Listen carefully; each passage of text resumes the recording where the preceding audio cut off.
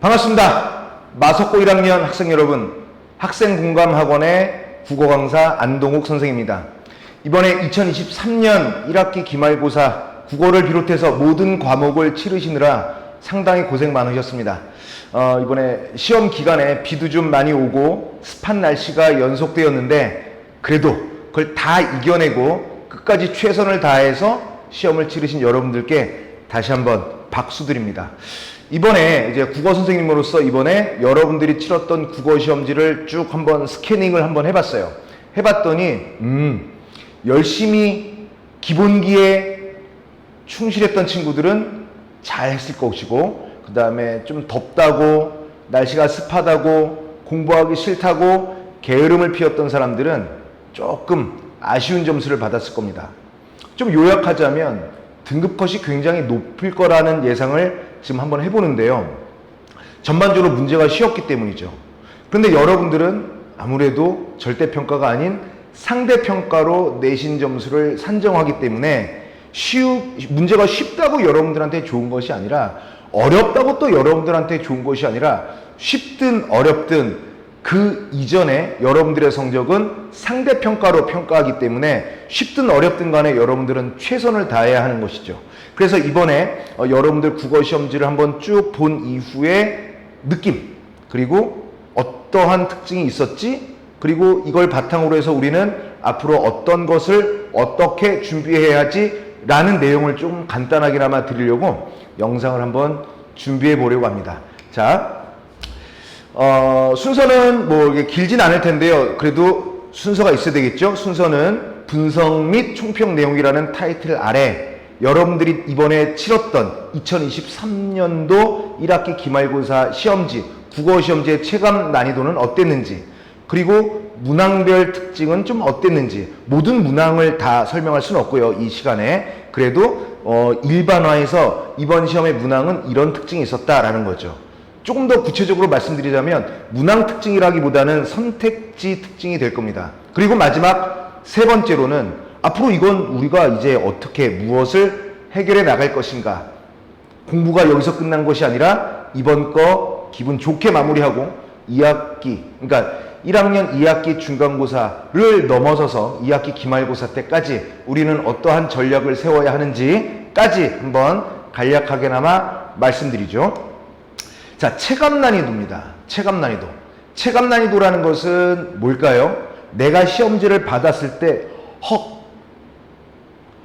이후에 쉽다, 어렵다, 평이하다라는 내용인데, 선생님은 이번 마석고 1학년 시험지의 체감 난이도를 여러분들 코스프레를 한번 해봤을 때 아주 쉽다를 1, 아주 어렵다를 10, 요 정도의 텀을 봤을 때 7에서 7.5. 선생님이 이 영상을 준비하면서도 6.5에서 7 정도를 줄까, 아니면 7에서 7.5를 줄까 고민을 하다가 그래도 그 사이에는 별반 큰 차이가 없길래 7에서 7.5라는 범위를 한번 줘봤는데요.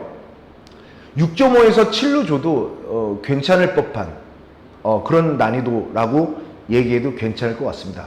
그 6.5에서 7이냐, 7에서 7.5냐라는 것을 굳이 왜 그 두 가지 버전을 생각했느냐, 누군가 어떤 학생이 제게 물어봐 준다면 저는 이렇게 얘기할 겁니다. 단순히 글을 읽는 문해력, 그러니까 선택지가 아무리 길어도 이거를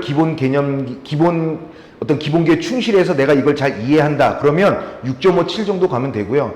난 여전히 고등학교 입학해서 한 학기가 거의 끝난 이 즈음에도 주어진 긴 글을 읽는데 버겁다, 그런 친구들은 대략 7에서 7.5 정도 줄 수 있지 않을까, 저는 요 정도까지 한번 생각해 봤습니다. 자, 두 번째로는요, 특징을 한번 살펴보겠는데, 자, 첫 번째 특징은 문항 구성이에요. 근데 선생님이 아까 뭐라고 그랬죠? 문항 구성이라고 하지만 실은 선택지를 얘기한다는 얘기 했었죠. 그래서 문항 구성, 기본기에 되게 충실했다. 여기서 얘기하는 기본기는 학교 선생님께서 수업 시간에 수업하셨던 내용들, 그리고 이런 거 좀 더 살펴봐라 하고 나눠주신 여러 가지 유인물들, 그리고 이곳 학생 공감에서 국어 강사인 저와 같이 공부하고 주고받았던 수업 내용들, 그리고 선생님이 또 추가적으로 줬던 어떤 자료들, 이런 것들만 충실하게 한다면 그 안에서 이미 문제는 다 나왔고요. 그리고 그 나온 내용들마저도 어렵고 쉽고 뭐 이렇게 중간 정도 범위에서 대략 쉽거나 중간 정도, 다시 원점으로 돌리면 기본기에 충실한 공부를 했던 친구들은 모두 아하 또는 가끔 갸우뚱 정도 하는 수준에서 충분히 해결했을 것이라고 선생님은 판단합니다. 두 번째, 자, 저는 아직도 기억을 해요. 얼마 전에 선생님 이번에 모의고사에서 어떤 그 지문이 나온대요. 독서 지문이.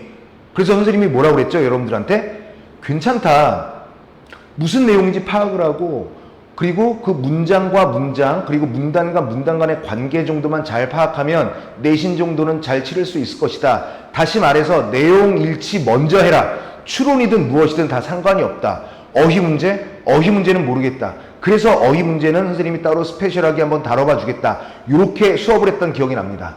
여지없이 내용 일치에 충실했던 선택지가 이번에 나왔습니다. 그러니까 내용만 알면 다 알 수 있고, 그리고 독서 지문이 랜덤으로 주어진 것이 아니라 LA 프롬의 사랑의 기술이라는 어떤 그런 내용이 제시되었기 때문에 어렵지 않게, 오히려 글은 길지만 공부를 미리 했더라면 글을 듬성듬성 읽고도 충분히 맞출 수 있었다. 충분히 맞출 수 있었다라는 것은 뭡니까? 글이라는 건 내용과 형식이 있는 건데, 독서에서 형식은 크게 우리가 다루지 않고 내용 위주로 다루는데, 문제 두 개가 모두 내용 일치에 충실했었다. 이런 내용이죠. 좀 이따 잠시 후에 어떤지 한번 보시죠. 세 번째, 이번에는 문법 있었죠. 선택지와 보기가 상당히 길었습니다. 길었으니까 어렵겠다? 아니죠. 이거는 특징 1과 연관을 지어볼 수 있는데요. 문항 구성이 기본기에 충실했던 선택지, 다시 3번으로 내려오면 그 기본기에 충실했던 선택지, 내용은 길이는 길었으나 모두 선택지를 정확히 고를 수 있게끔 힌트를 여기저기 온갖 곳곳에 다 깔아놨던 그러한 선택지들이었다라는 겁니다. 좀만 더 살펴보죠. 금방 문항 구성이죠. 지난번 마석고등학교, 여러분들이 지금 다니는 마석고등학교 1학년 중간고사 때도 기본기에 충실한 문제들이 많이 나왔죠. 선생님 자꾸 기본기 하는데 저는 점수가 안 나왔어요. 기본기가 없는 겁니다. 기본기가 없어서 그래요. 자, 여기 보시면 먹다의 높임법을 사용하여 객체를 높이고 있다. 주어를 직접적으로 높이고 있다. 특수 어휘 들이다가 있다. 적절한 종결어미다. 그 다음에 의시를 통해 주체 높임 실현이다. 이런 식으로 해서 이미 다 학교 수업, 학원 수업, 학교와 학원에서 추가적으로 드렸던 여러 가지 유인물에 다 나와 있고 거의 개념화되어 있는 거예요. 그거를 얼기설기 선택지로 길게 만들었으나 압축하면 선생님이 아까 얘기했던 객체 높임, 주어 직접, 특수 어휘, 적절 종결 어미, 의시, 이것만 아시면 이렇게 길어 보이는 이런 3번 문항도 충분히 맞출 수 있다라는 내용이죠. 다음 거 보시죠. 참 길죠. 국어 공부를 안 하거나 아니면 자녀들 마석고 1학년 학생의 그 부모님들께서는 우리 아들 우리 딸이 이렇게 긴 선택지를 다 읽어가면서 체크를 하고 있구나 라고 생각하실 수 있으나 결국에는 다 힌트라는 겁니다. 청소년 세대의 언어라는 거, 세대 언어 차이라는 거, 친근감을 높이는 말하기, 이거 다 개념이거든요. 이 개념에 살을 조금씩 쳤던 겁니다. 그러니까 선택지가 이만큼 있던 현재 2023년도 마석고등학교 1학년은 계속 기본기에 충실한 시험으로 진행되고 있다는 거 제가 자신 있게 말씀드립니다. 자, 그래서 선택지가 길었으나 이건 다 모두 여러분들을 위한 친절함의 표시다라는 겁니다. 자, 두 번째, 아까 말씀드렸죠. 에리 프롬의 사랑의 기술이라는 그 책도 선생님이 대학교 다닐 때 한번 읽었었는데, 연애를 할 때 기술이 뭐가 있을까 인 줄 알았더니 알고 보니까 굉장히 심오한, 그리고 어떤 그 남녀 간의 사랑이 아니라 인간의 본성으로서 가지고 있는 그런 사랑, 그 사랑을 어떻게 인류의 쪽으로 표현할 수 있는가라는 내용이 바로 주된 내용인데요. 그렇게만 아는 거 플러스 주어진 지문, 정해진 주어진 지문에 여러분들께서 충실하시다면 보세요. 5번 다음 중 위 글을 읽고 답하기 어려운 거라고 해놨죠. 이 문제를 다른 말로 바꾸면 이 글에 나와 있지 않은 것은 이겁니다. 현대사회에서 행복 문제를 어떻게 진단하였는가? 선생님이 이거 수업 시간에 어떻게 했어요?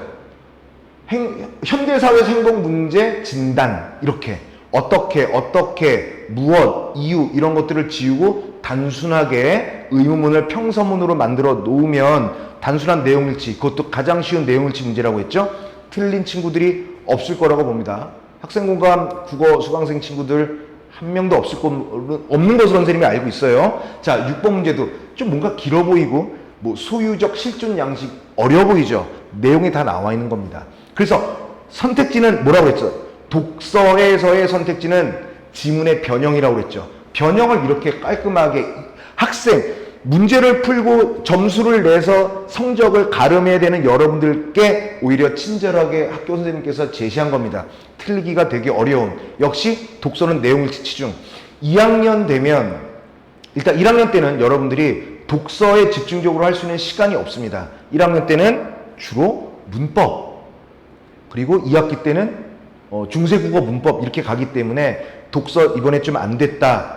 그럼 반성 2가지. 첫 번째, 왜 충분히 맞출 수 있게끔 범위와 어떤 그 문제 스타일을 다 알려주셨는데도 왜 내가 그걸 해결하지 못했는지 공부를 게을리했다는 거죠. 2번째, 내가 열심히 했는데 글 읽기 속도가 너무 느리다. 느린 것은요, 정확히 읽으려는 노력의 반복입니다. 이 2가지가 안 됐다면 반성, 다음 시험에 검토를 빌겠습니다. 자, 3번째, 이제 문법인데요. 길어 보이죠? 그리고 스쳐 지나 보면, 오메, 되게 어렵네. 아니고요. 자, 다 기본기에 충실했던 거예요. 특히 이 7번을 보면, 만, 의존명사, 조사, 이거 다 선생님이 수업 시간에 했던 거 학공 친구들 다 알죠? 이거 읽기 귀찮을 거예요. 더더군다나 그냥 글 읽는 것도 귀찮은데 사전에 나와 있는 내용을 이 딱딱하고 건조한 사전에 나와 있는 내용을 확인해서 문제를 푼다? 근데요, 이 문제는요, 이거 만 1 의존명사, 만 12 조사, 만 하다 보조 형용사 이런 거 안 읽고도 1, 2, 3, 4 풀 수 있게끔 쉽게 나왔습니다. 방법도 다 알려드렸고요. 그러니까 공부를 똘똘하게 했던 친구는요, 이만큼 안 읽고 1, 2, 3, 4, 5번만 가지고도 적절하다. 올바른 것을 골라 나열하라. 띄어쓰기 올바른 것을 잘 골랐을 겁니다. 역시 7번 문제 틀기가 되게 어렵다라는 거. 10번 문제 보세요. 와, 굉장한 알고리즘 같죠? 그러나 다 배웠던 거죠? 다 배웠던 거고, 이 내용은 학공에서는 1학기 때도 했었고, 그러니까 중간고사 때도 했었고, 이번에도 같이 했던 겁니다. 어느 정도 문법은 계속 누적되어 가거든요. 그러니까 이런 것도 아마 여기에서 보면 이미 여기에서 때로는 그냥 바로 타고 올라갔을 수도 있습니다. 그러니까 길이와 상관이 없다. 수업에 충실하고 개념어를 잘 익힐 수 있다면 그런 사람들이 이번 시험에 유리했다라는 말씀이죠. 자, 그래서 특징을 한번 정리해 볼게요. 문항 구성 기본기에 충실했다. 그 다음에 독서 내용일치에 충실했다. 문법 길었으나 다 모두 힌트였다. 이런 내용이죠. 자, 그러면 우리는 앞으로 어떻게 이 내용들을 가지고 이 스타일과 이 흐름을 가지고 어떻게 앞으로 다음 문제를 해결할 것인가. 선생님이 짐작컨대 마석고는 계속 어렵지 않게 낼 겁니다. 와, 어렵지 않으니까 좋다. 이게 아니에요. 지금 뭐 딱히 점수 이런 거 얘기할 제가 뭐 필요는 없으나 90점이 넘어도 1등급이 안 나오는 상황이 바로 마석고 1학년 국어입니다.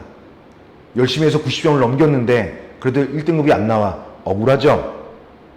100점을 받아야 된다는 얘기죠. 그러면 원점수 100점을 딱 받아버리면 등급이 뭐가 중요해요? 그냥 1등급일 텐데. 그렇지 않습니까? 그래서 해결책으로는 학교 수업과 학원 수업을 병행하자. 그리고 이 학교 수업과 학원 수업을 스스로 잘 연결해서 커넥팅해서 내 스스로 내 자기주도 학습에 박차를 가하자. 이게 첫 번째입니다. 그러니까 학교에서 내주는 숙제, 학원에서 내주는 숙제, 학교에서 제공하는 수업, 학원에서 제공하는 수업을 잘 들으면 굳이 일부러 연결할 필요 없이도 연결이 된다는 내용이죠. 두 번째, 문학인데요. 이번 시험에는 문학이 없었으나 자, 2학기 때는 문학이 많아지거든요. 그러면 이 세상에 존재하는 모든 글은 독서든 문학 작품이든 무엇이든 간에 내용과 표현 크게 이분화되어 있는데 이제 2학기 해결책이란 건 뭐예요? 1학년 1학기 기말고사를 해결하자는 거예요. 이미 끝난 건데 1학년 2학기 중간고사를 위해서 앞으로 이제 문학에서 여러 가지 표현상의 특징, 내용 이해, 그게 시든 소설이든 또 고전시가든 시나리오든 무엇이든 상관없습니다. 선생님께서 학교 선생님께서 아니면 학원 선생님께서 개념 이해해 라고 얘기하면 개념 이해하면 됩니다. 자, 세 번째 문법. 자, 마석고뿐만이 아니라 대한민국 대부분의 고등학교 1학년들은요 2학기 때 중세국어 문법을 합니다. 나란 말싸매 튕기게 되라 문자와로 서로 삼았디 아니할세 등등의. 근데 세종대왕께서요 문법을 만들었나요? 문자를 만들었나요? 문자를 만들었죠. 그 문법은 누가 만들었나요? 현대인이 만들었습니다. 현대인이 만들고 현대인이 개정하고 현대인이 적용하고 현대인이 연구했다는 거죠. 그러면 여러분들이 1학년 1학기 중간고사 기말고사 선생님과 내내 했던 현대국어 문법을 바탕으로 해서 중세국어 문법으로 넘어가는 거죠. 그러니까 아까도 뭐라고 그랬습니까? 문법은 누적성이 있다. 자, 내가 1학년 1학기 중간고사 기말고사 내내 문법 공부에 좀 약했다. 학공으로 오시면 돼요. 저 학공 다니는데요. 선생님한테 질문하러 오시면 돼요.